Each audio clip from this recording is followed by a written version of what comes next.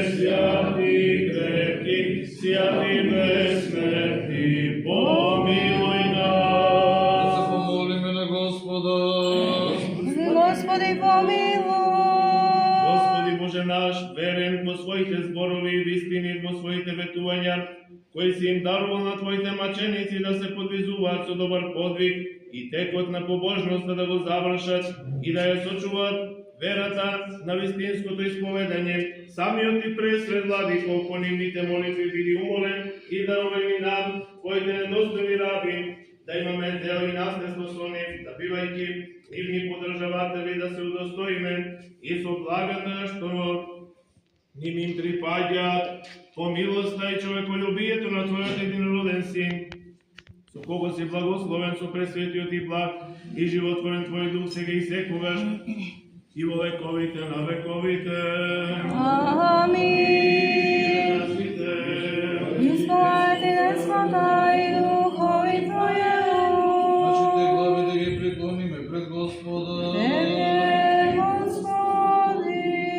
Господи, Боже наш, по молитвите на пресветата Владичица наша Богородица и на сите свети, делате и рацете од нас Твоите недостојни раби и исправи ги удостојне во се да ја угодуваме на Твојата добрина, да биде благословен и препрославена моќта на Твоето царство, на Отецот и Синот и Светиот Дух сега и секогаш и во вековите на вековите. Амин.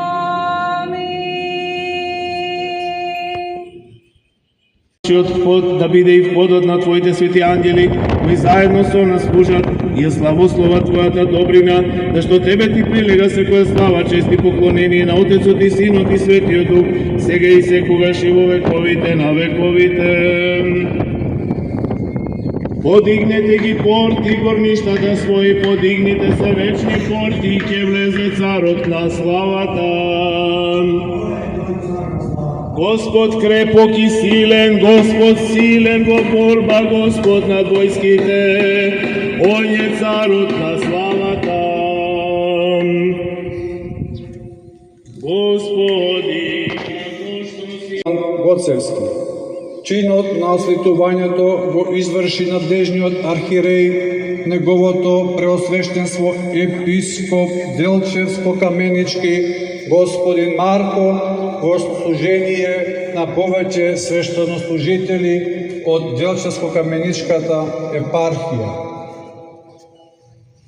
Негово просвештенство епископ Делчевско-Каменички, господин Марко.